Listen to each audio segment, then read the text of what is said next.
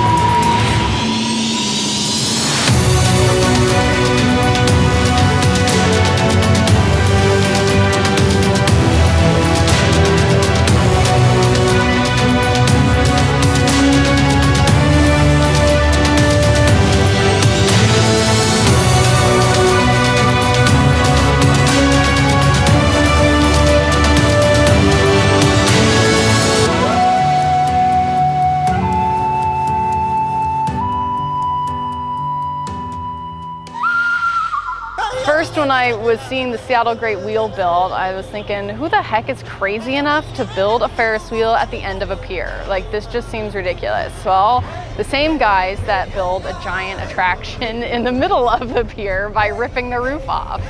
I never really realized until they started building it, like, how intense this thing is. And the whole platform goes from a horizontal position to a vertical position. So there's a whole room of massive machinery underneath it that makes this thing go. So you would never expect by looking at our little building here that such a big thing is in the middle of the pier. My family's been here on the pier since the 60s. My dad started when he was my age or younger here, and we've gone to school here. I went to the University of Washington. We fly over the football stadium in the movie, and that's one of my favorite scenes. But we just love Seattle and the state of Washington, and we thought this would be a good way to show it off to visitors and locals alike. We love Disneyland. We would go there and go on the rides. That was one of our favorites. And then going to IAAPA, the big convention, we learned about the manufacturers and the ways to maybe put it together on our pier, and it was over a several year process that we came up with the actual ride that we have now, but we wanted to make something that was very themed and immersive and kind of all-encompassing. Dynamic attractions really works quite exclusively with large theme parks such as Disney and Universal and other parks around the world. We've done 50 rides.